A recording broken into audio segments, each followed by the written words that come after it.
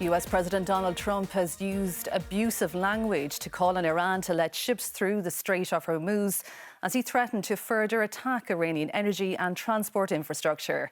It follows the overnight rescue of a second crew member of a downed US fighter jet in Iran by US Special Forces.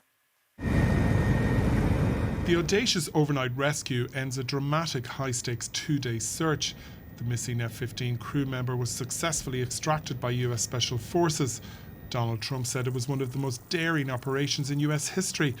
Hundreds of US troops and dozens of warplanes were involved, and the CIA launched a disinformation campaign in Iran to confuse authorities and the public about the location of the officer.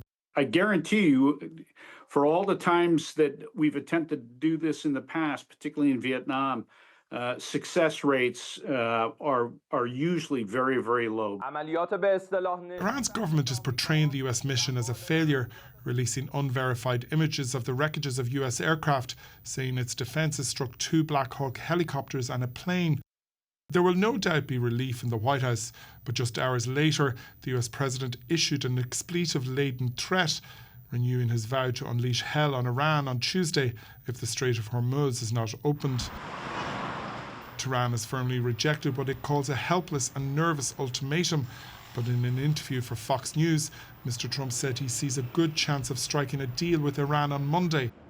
It comes as Oman's foreign ministry said it's in talks with Tehran on options for ensuring the smooth transit of vessels through the strait. Strikes have taken place across the Middle East. Iran has hit petrochemical plants in the UAE and Bahrain, with the reports of a number of fatalities. And waves of Iranian missiles continue to defy Israeli defense systems. To the north, Israel has launched more airstrikes on Lebanon. The cities of Tyre and Beirut were targeted, killing at least 11 people, including a 4-year-old. Israel has issued more evacuation orders for the south as its battle against Iran-backed armed group Hezbollah endures. But in pulling off this dangerous rescue mission of American soldiers, the White House may be able to reclaim the initiative in a war that is polling unfavourably with the US public. David Landy, RTE News. Federal authorities in the US have reportedly issued warnings about potential Iranian attacks within the US since the beginning of the war. Concerns are being raised in relation to cyber hacks, assassinations, and so-called lone wolf attacks.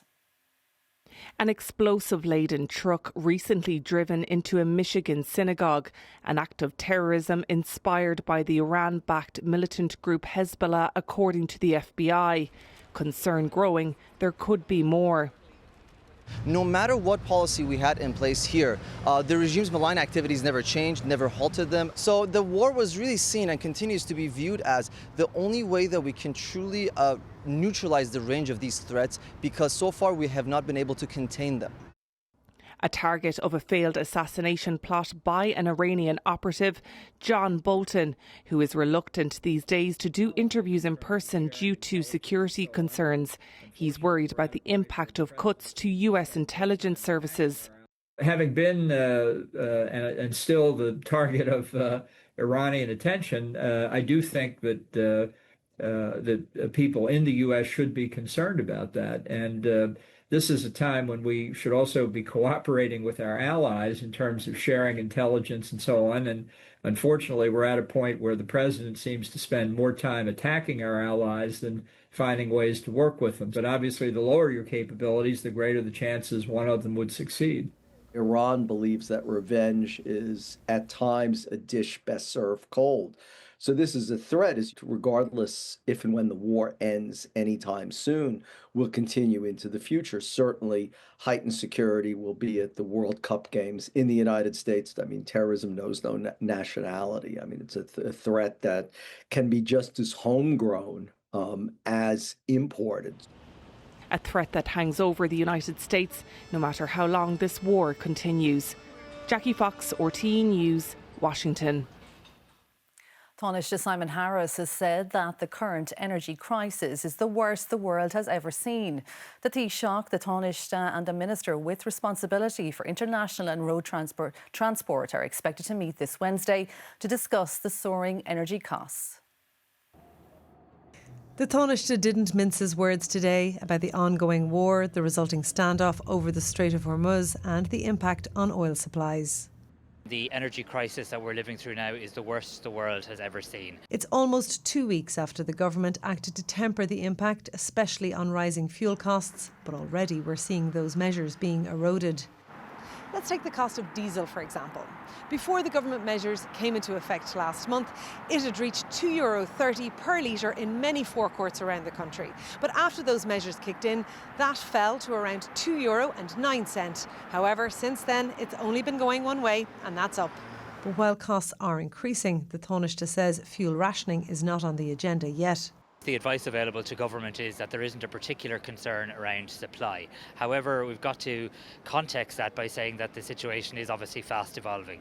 We're continuing to see this war evolve. We're continuing to see damage be carried out to energy infrastructure. So we'll have an opportunity to have a comprehensive briefing on the energy situation this week at the highest levels of government. I think that's important. Not good enough, says Sinn Féin. I was out this weekend talking to families in my own constituency, and they are really, really feeling the pinch, not alone in the households, but also in businesses in key sectors of our economy and right across the state. This comes at a time when there was already a cost of living crisis. I think we need to wait and see how things happen. I think the government has introduced some important steps for business, but I think we will have to look at far more significant interventions if the challenges persist over the coming weeks and months. And there appears to be no end to the conflict and the resulting uncertainty in sight. Laura Fletcher, RTE News.